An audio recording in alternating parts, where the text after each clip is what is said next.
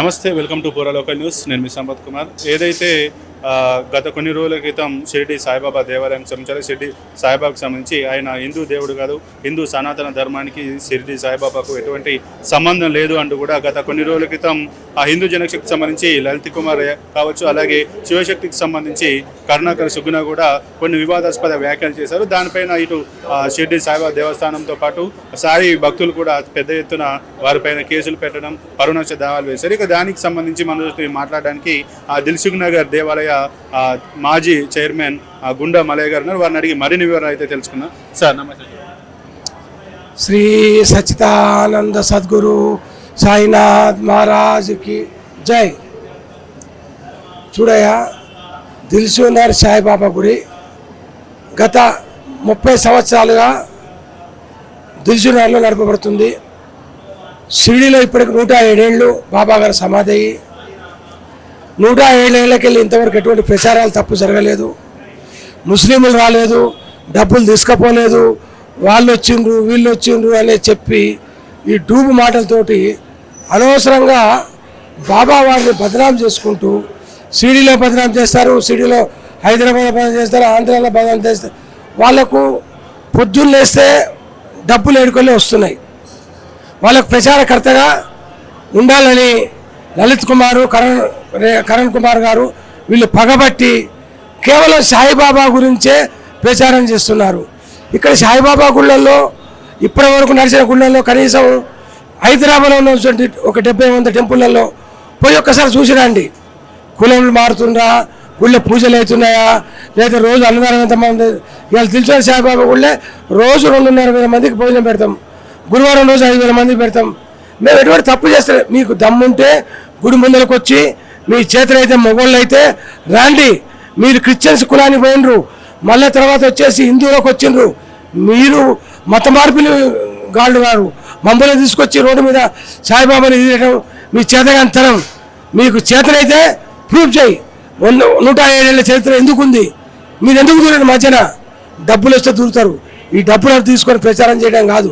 నువ్వు నిత్యం ప్రతిరోజు గుళ్ళలో పోయి నువ్వు తీసుకో భక్తుల దగ్గర, ఇది నాకు న్యాయం అవుతుందా, బాబా గురించి మంచి జరుగుతుందా, అది ఆలోచించండి.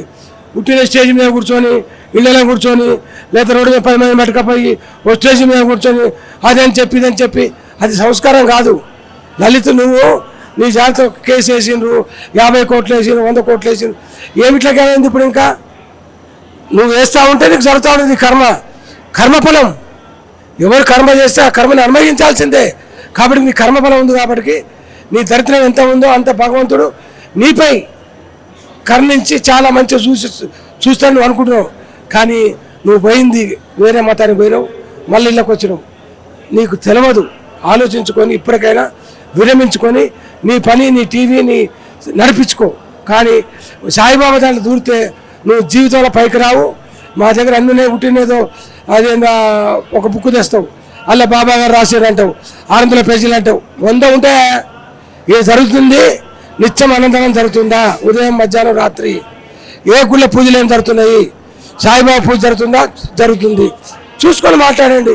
భక్తులు ఎంత పంతులు ఇంటర్వ్యూ చేయండి. వచ్చి దమ్ముంటే గుళ్ళ లోపలికి మొగోళ్ళు అయితే వచ్చి అన్ని గుళ్ళలు ఇంటర్వ్యూ చేయండి. సీసీ కెమెరాలు ఇక్కడ 24 గంటలు నడుస్తాయి. సీసీ కెమెరాలు చెక్ చేసుకోండి. మానవత్వం ఉంటే ఉట్టిన గాలికి వాళ్ళు వచ్చి డబ్బులు తీసుకుపోయినారు. వీళ్ళు ఈ బేకుంపాటలు మాట్లాడొద్దు.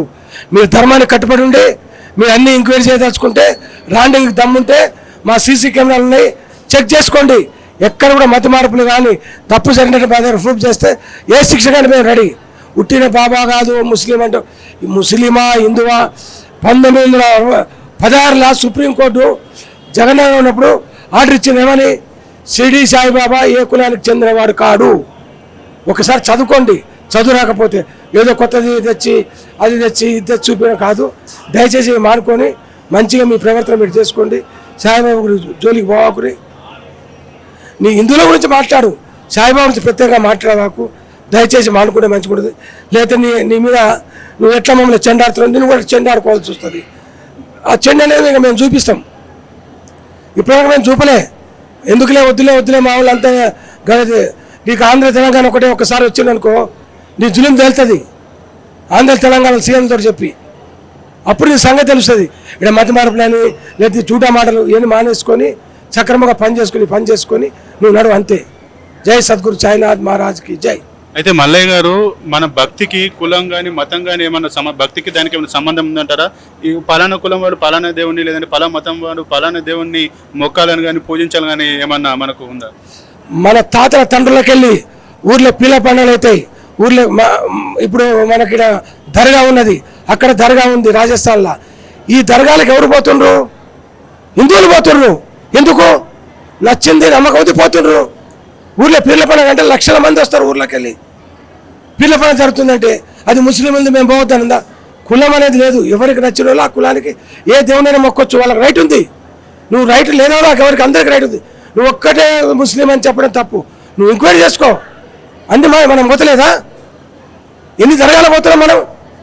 ఆంధ్ర పోతున్నాము, తెలంగాణ పోతున్నాము, రాజస్థాన్ పోతున్నాము, జైపూర్ పోతున్నాము, ఇక్కడున్న శంషాబాద్ దగ్గర పోతున్నాము. కళ్ళు కనిపిస్తలేవా వాళ్ళకు? మనం ఎందుకు పోతున్నాం? నమ్మకం భయం. ప్రతి ఒక్కరికి ఒక నమ్మకం ఉంటుంది. ఆయన ముస్లిం అనుకో, నువ్వు అనుకుంటే వదిలిపెట్టావు. దాన్ని నువ్వు ఎందుకు డిస్కషన్ చేస్తావు? నీకేమక్కరా? పోగా ముస్లిం అయితే నచ్చింది పోతుడు భక్తుడు, వాళ్ళ గురించి నీకు ఎందుకు డిస్కషన్? అటువంటి మానుకోండి అన్నీ. మనం ఇప్పుడు ఈరోజు చర్చిలో పోతున్నారు. ఎవరు పోతున్నారు? సీఎం గారు పోతున్నారు. సీఎం గారు అదే మసీదు పోతుండు, అదే హిందువుల పండుగకు వస్తుండు. ఆయనకు తెలియలేదా? ఆయన మహానుభావుడు అన్ని తెలివి ఉండబట్టికే అన్ని కులాల దగ్గర పోయి అందరు కులాలలో స్పీచ్ ఇచ్చేస్తుండు మహానుభావుడు సీఎం గారు. చీఫ్ మినిస్టర్ గారు అంతే కదా, మన తెలంగాణ ఆంధ్ర కూడా అంతే కదా. ప్రైమ్ మినిస్టర్ కూడా ఏమంటుండు? అందరు సమానమే, కులమత భేదాలు లేవు. ఇప్పుడు కులమత భేదాలను తీసేయండి, దాన్ని అడుగుదొక్కండి అనే ఒక ప్రచారంతో ఇప్పుడు లేడీస్ కూడా 33% రిజర్వేషన్ కావాలని ఇస్తుండు పిఎం గారు. ఎందుకు ఇస్తున్నారు? అంత మార్పులు వచ్చినాయి ప్రజల్లో. ఇది కూడా మార్పు వచ్చింది. 107 సంవత్సరాలకి వెళ్ళి లేనిది ఈరోజు నువ్వు తీసుకొచ్చి ముందర పెట్టి అనవసరంగా పైసలు వస్తున్నాయి డోలు కొడుతున్నాడు తప్పది. నీకు మంచిది కాదు. దయచేసి మానుకొని మంచిగా ఉండు అంతే అని చెప్తున్నా దయచేసి. అయితే వాళ్ళు అంటున్నారు, మాకు రాజ్యాంగం కల్పించిన హక్కుల ప్రకారం మా వాక్ స్వాతంత్రాన్ని మేము పెట్టుకుంటున్నాం తప్పించి మేము ఏం తప్పు చేసాం, మమ్మల్ని బెదిరిస్తున్నారు, చంపుతామని బెదిరింపులకు పాల్పడుతున్నారు, అలాగే మా పైన పరువు నష్టం దావాలు వేస్తున్నారు. ఇది ఎంతవరకు కరెక్ట్? మేము మీ బుక్లో పొందుపరిచిన మాట్లాడినాం కదా అని వాళ్ళని సమర్థించుకుంటున్నారు. దీనికి మీరు ఏమంటారు?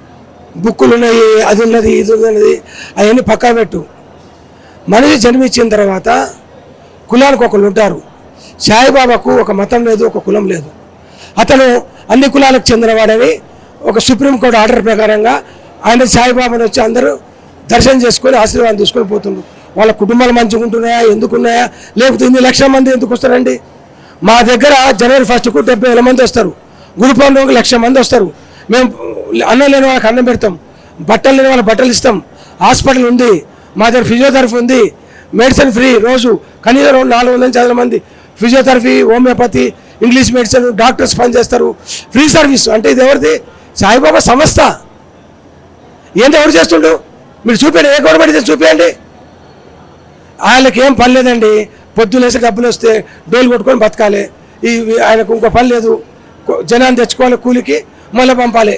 మా దగ్గరకు వచ్చి చూడవాలండి. దమ్ముంటే మాట్లాడే మొగుడు గుడికొచ్చి ఉంటారు కదా, 12 గంటలకు రమ్మనండి. మన మొగుడు అయితే ఆదివారం గురువారం ఏ రోజు రమ్మనండి. వాళ్ళు సమానం చెప్తారు. వాళ్ళకి జూతాలు కూడా పంపుతారు ఇడికెళ్ళి గుళ్ళకెళ్ళి. మానుకుంటే మంచిది. లేతే ఆయన కేసులు కాదు, సెక్షన్ ప్రకారం ఎవరు జైలు పోతాడు. మేము ఆపేదే ఉండదు. ధర్మాన్ని కాపాడుతుంది. అంతేగాని మేమెవరం? మేము కొట్టేది లేదు, అని చావు కొట్టేది లేదు. మాకు ఒకటి చావు కొడితే వచ్చేదే ఉంది. నీ చట్టం ప్రకారము నీ టీవీ ఏం పని చేయాలి ఆ పని చేయి. చెడు ప్రవర్తన నడపని చెప్పి టీవీలకి లేదు, మంచి ప్రవర్తన నడపాలని ఇచ్చిండ్రు. చూపించిందే చూపించి, బూతులు చూపించిందే చూపించి ఇట్లా ప్రచారం చేయడం నుంచి ఆయన ఛానల్కే ఒకరోజు దెబ్బ వస్తుంది. ఆ ఛానల్ మూతపడుతుంది. ఆ భగవంతుని దయ మీరే చూస్తారు. జై సాయిరామ్. అయితే ఇక చివరిగా ఎవరైతే మీరు ఒక సాయి భక్తుడిగా వీళ్ళతో పాటు భవిష్యత్తులో కూడా ఎవరు కూడా సాయిబాబా మీద ఇలాంటి అవాకులు వివాదాస్పద వ్యాఖ్యలు చేయకుండా ఉండడానికి మీరు సాయి భక్తులుగా సాయి ట్రస్ట్ తరఫున మీరు ఎలాంటి భవిష్యత్తు ప్రణాళికలు కానీ చర్యలు తీసుకునే అవకాశం ఉంది? మేము ఇట్టే జరిగితే కొద్ది రోజులలో తెలంగాణలో ఉన్న అన్ని గుళ్ళు మొత్తము ఏకమై ఒక మీటింగు ఎన్టీఆర్ స్టేడియంలో పెట్టి మా తడాకేంద్ర వారిని చూపించి అప్పుడు తెలుస్తుంది మా తడాకేంద్ర అనేది సాయి భక్తులు ఎంత పవర్ఫుల్ అనేది. అప్పుడు వీడియోలు వస్తాయి కదా. అప్పుడు అరే శ్రీరామనవమికి 2 లక్షల మంది వచ్చిండ్రు. ఎంక్వైరీ చేసుకోమను.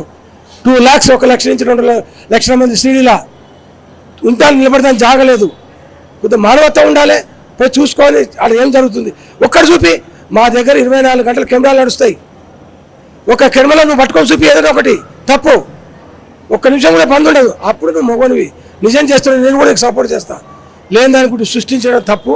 ఏది కూడా మన తల్లిని మనం గౌరవించుకోవడం, తండ్రిని గౌరవించుకోవటట్టు బాబానికి కూడా గౌరవించుకోవడం, అది మనది సభ్యత. సమాన హక్కు ఉంది అందరికీ. బాబా గారికి దగ్గర రావచ్చు, పోవచ్చు, భోజనం తినవచ్చు, టిఫిన్ చేయొచ్చు, అన్ని ఉచిత సర్వీసులు ఉన్నాయి.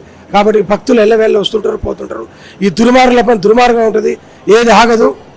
వాడు చెప్పినంత మాత్రం ఆగేది కూడా లేదు. ఆగదు చరిత్రలా. వాని వినాశ బుద్ధి వచ్చింది కాబట్టి ఆ కార్యక్రమం ఆయన ముందుకు పోతుండు. ఆ వినాశ బుద్ధితోనే ఆయనే ఖరాబ్ అవుతాడు. మేము అనేది లేదు. థ్యాంక్ యూ మల్లయ్య గారు.